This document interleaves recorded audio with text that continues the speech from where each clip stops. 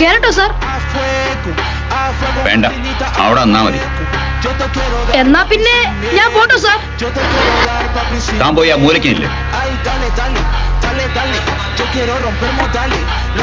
Devaki KM, present sir. Meera A. Present sir. ആദ്യമായി പഴയ പാഠം. മലയാള ഭാഷയിൽ ആദ്യമായി അച്ചടിച്ച പുസ്തകം ഏതാണ്? സംക്ഷേപ വേദാർത്ഥം. എവിടെയാണ് ഈ പുസ്തകം അച്ചടിച്ചത്? ഇറ്റലിയിൽ. പുസ്തകം എഴുതി അച്ചടിപ്പിച്ചത് ഫാദർ ക്ലെമന്റ് ആണ് സാർ. ഇനിയത്തെ ചോദ്യത്തിന് അജയകുമാർ ഉത്തരം പറയണ്ട. സമുദ്രത്തിൽ മുങ്ങിപ്പോയ കപ്പൽ ഉദ്ധരിക്കുന്ന പ്രവൃത്തി പോലെയാണ് ചരിത്രാഖ്യായിക നിർമ്മാണം. എന്താണ് പുത്തേഴ് ഇതുകൊണ്ട് ഉദ്ദേശിക്കുന്നത്?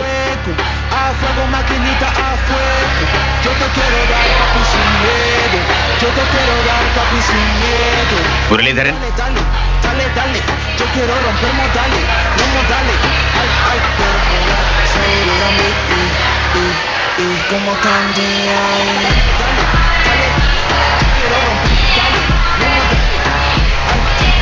ഉത്തരം പറഞ്ഞാൽ എനിക്കിരിക്കാവോ സാർ?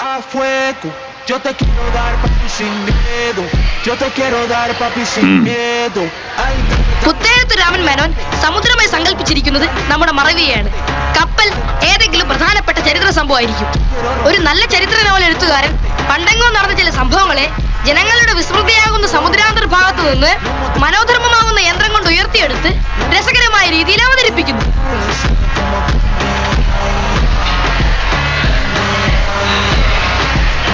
ണ്ടന്മാരും വണ്ടികളും ഇരുന്നോളൂ.